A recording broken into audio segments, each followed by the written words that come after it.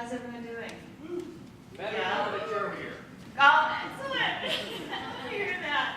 I think Will's, I don't want to actually talk about this yet.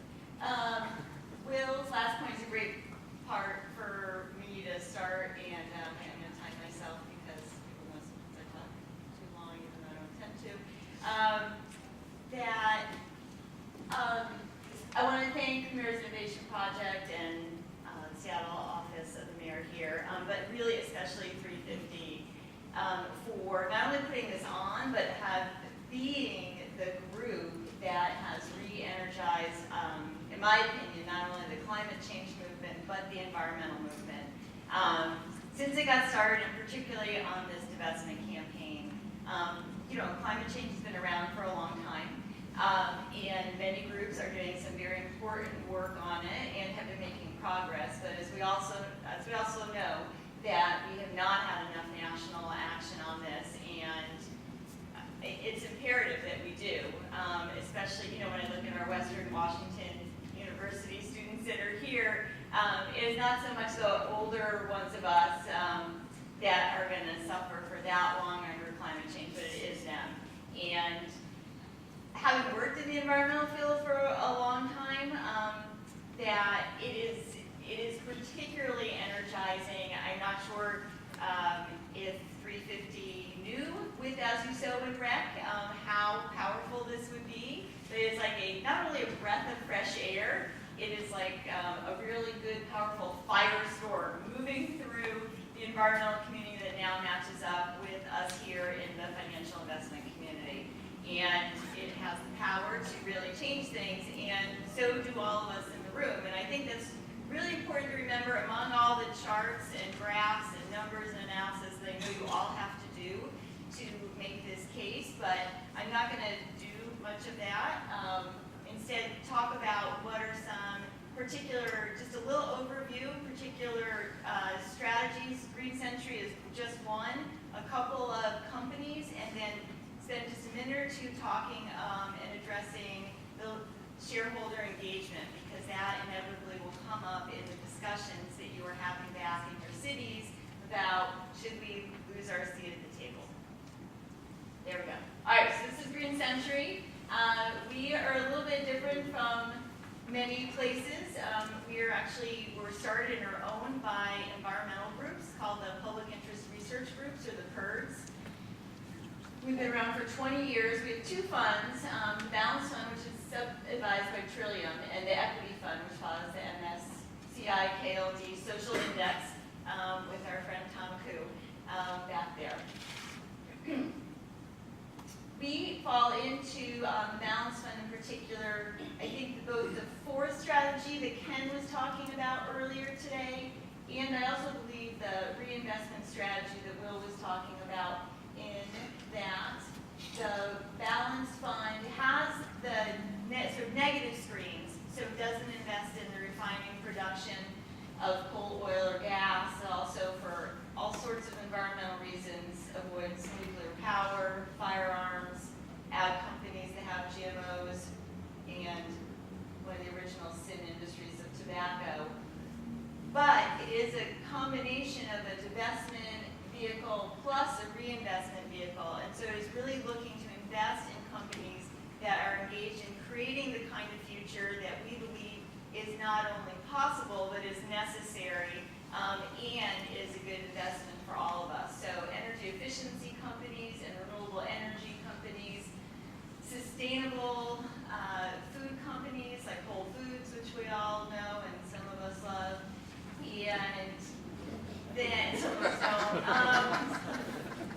And then applying just environmental criteria throughout, so that we are taking into the belief that I think Tom spoke really well to about, and others, that companies that pay attention to their environmental risks and manage those well, manage other aspects of their business as well too. Okay, here is it's another version of the graph chart that Tom had and that Ken had earlier. These are the 7 pillars that we have been identifying as reinvestment opportunities. So you can pick from whatever these charts work for you. power generation, storage and distribution, transportation, sustainable ag, water, sustainable design, and energy efficiency. And then is the darling of Tesla. I want to talk about just 3 sectors I'm going to talk about. I'm not going to do all 7, so don't worry. It won't be that long. Energy efficiency. So overall, the idea is that when you free up money and pull it out of coal, oil, and gas companies, you obviously have it to invest in other sectors, in other companies. And so one of them is energy efficiency. We know about the benefits in terms of environmental impacts and conservation, both in our homes and our businesses. One of the companies that a number of, I believe, us hold in different funds and vehicles is Johnson Controls. Have people heard of that before? No, yes, a few. Okay, we're really battling the post-lunch slump. Tom has, excellent, of course. That's right, I probably do. It originally invented the thermometer 150 years ago. Thermostat. No, it's the thermometer, actually.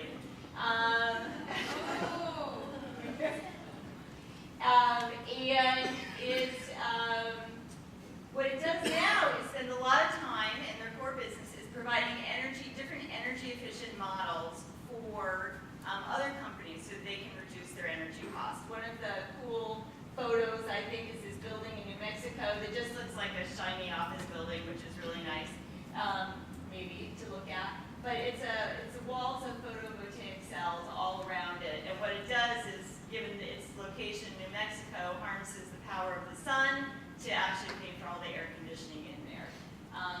It also is involved in our current retrofit of the Empire State Building, which, when successful, in just a couple years, will reduce the Empire State Building's energy use by 38%, making it in the top quartile of energy efficient buildings in the country. Storage and distribution. The wind and renewable energy sectors have been, stuck a little bit and somewhat stymied by the storage and distribution of energy. And so this is one of the pillars of reinvestment that can be promising. It was really hard to find a photo that was interesting for this because a lot of it is grid management through people who know the sector. Yes, there's not that many photos. It's just people and computers using systems to manage the energy and the flows to reduce the necessary production of power and to reduce costs. This is one of the other benefits of reinvesting is that it not only is good, obviously, for the environment, but it is a benefit to companies looking to reduce their costs and keeping their costs down and managing their businesses. So this is an Enernaut employee looking at his computer using smart grid technology. And the last sector is sustainable agriculture. Agriculture really is a leading, if not, depending on the source you look at, the lead user of water, which is obviously, is that right, Divya? It is, okay. I have verification from TrueCost. Lead user of water. And so sustainable ag can really help us as we tackle climate change and as we look for positive reinvestments. Here we have a photo from Valmont Industries. Little history is that it began in Nebraska with farming elevators. There's a cool picture of that, but I didn't include it. They were the first to invent the center pivot irrigation system. So the thing that I found interesting about the different pillars to reinvest in, it doesn't always have the most beautiful pictures. I purposely did not put in the wind farm picture, which is everywhere on everyone's materials, including ours, to say that there are things that are a little less sexy about the sectors of reinvestment, but they are very, very central to creating the kind of economy that we want as we move forward. See, that wasn't very painful at all. Okay, here we go. Growing interest in the fossil fuel free investing movement. guess where this photo is? And 350 people you can't say because you obviously know. Benaroya Hall. Bill at where? Benaroya Hall. Oh, no, that was his first stop. This is in Burlington, Vermont, one of the 17 stops that he made. I like to use this photo because, though you can't, can you see all the people in the rafters? Up, maybe you can't see it. So these rafters are all full of people up there, and if you close up, I mean, it is Vermont, so it's pretty white, but there are a lot of different age groups represented, and I think that's one of the really interesting things as you think about your cities and your pension funds. It really is, I think this was at Middlebury College. It is not all Middlebury College students at all. These are retirees, these are working people around Vermont. I can't exactly still figure out how he has tapped into this, but his appeal and the appeal of his campaign carries across generations. And I think as we think about what divestment and reinvestment can mean, it is not just appealing to everyone that rides a bike. It really does cut across it. And so when I think about why cities or churches or other institutions or even individuals want to divest and reinvest, it makes me think that they want a better future, and that by doing that through your city programs, it is a part of like a staff retention benefit almost, that they just feel better knowing that they have an option. Maybe not everyone will choose that in their DC or retirement plan or 401k, whatever it may be, but they feel like they and their employees, your cities, are thinking about the future and thinking about what they may want and are providing that as an option for them. Let's see what the next slide says. Not very interesting. So, the last thing I want to stop with is,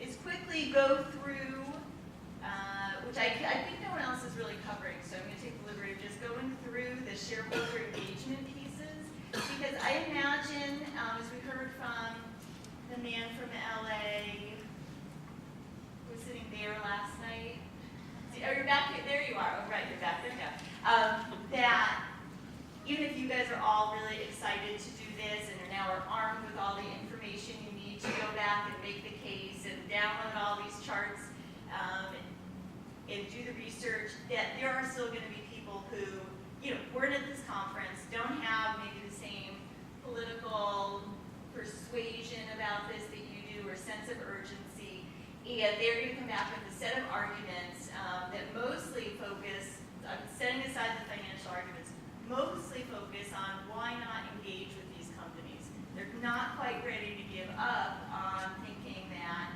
if they have an ownership stake and then they can actually influence them.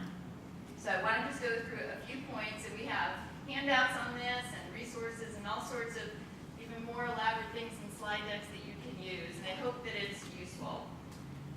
So the first is, and I don't have slides on this, the first is that advocacy with fossil fuel companies to reduce their production of fossil fuels has no track record of success.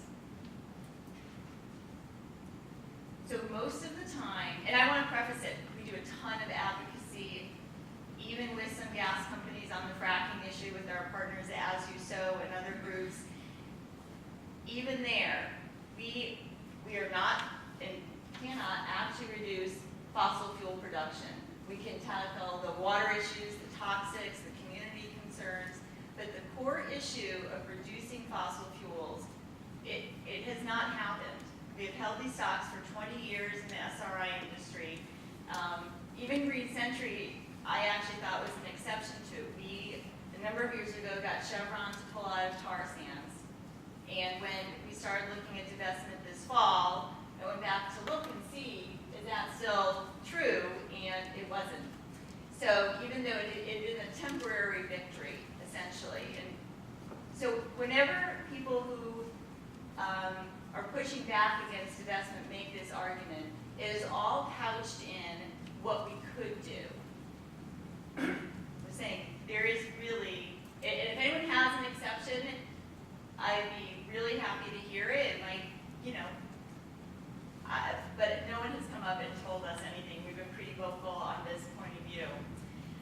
So that's just a fact. It's not an opinion. It's not like, oh, I think they'll change. It's just a fact. It has not worked at all.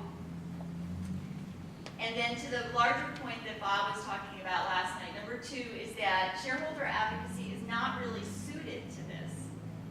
We're talking about their core business. So shareholder advocacy really shines when you're able to look at environmental policies and practices. But it's like getting Starbucks to stop serving coffee. It's their core business. So getting an oil company to stop producing oil is just, it's not in the cards for shareholder advocacy. I mean, there's legal and sort of structural constraints around it, but it is not what shareholder advocacy is set up to do. A number of us have been filing and engaging with companies for years and have made a lot of really great progress. And so I encourage, like Gita did, to all through the portfolio to do that. I mean, last year we got Starbucks not to stop serving coffee, but to stop using palm oil that's grown by cutting down rainforests. And so that is huge in terms of carbon emissions that the rainforests hold and keep in there. But it's just not set up to be that way. The third, which is the current sort of phrase of the season, is that we're giving up our seat at the table. And as much as we were talking about this at lunch, as much as we'd like to think that our investments hold a lot of sway and they actually give us a seat at the table, they sometimes don't even give you a phone call. And let alone negotiate in good faith then on this kind of issue. So we're not, in my opinion, we're not really giving up anything because they're not paying attention to us. They're very powerful, obviously well-financed institutions that have been ignoring shareholder requests in many, many forms for many, many years. If there was no divestment campaign right now, and this was the only other strategy we had, I still think it would be better to spend time on other kind of advocacy rather than with fossil fuel companies. But the other part goes to, this is a moment and this is an opportunity, and essentially, even though we're talking a lot about the finances of divestment, divestment is really a political strategy within a larger corporate and environmental campaign. And so by divesting, the actual dollars we are going to move is not going to be necessarily that significant, but you don't need to move that many dollars to get an article in the LA Times or the Chronicle or the New York Times where 350 is like every 2 months. And so that is the power of it, to erode the political power of energy companies in state capitals and in DC, where they have hijacked our energy policy. We went down last year and were lobbying on the wind tax production credit, a really modest proposal to help wind farms get established. It literally went to the last week that it could be renewed, and so a group of us, investors plus environmental groups, all lobbying for it. We also could not get it to get renewed past 1 year. So that means this November and December, we're back in DC lobbying for this again. Divestment has and can and already is, I would assert, making a real political difference in this larger climate change issue. And I know no one would be here if they didn't feel the urgency of working on this issue. And that is just my final point. The timeline is very short.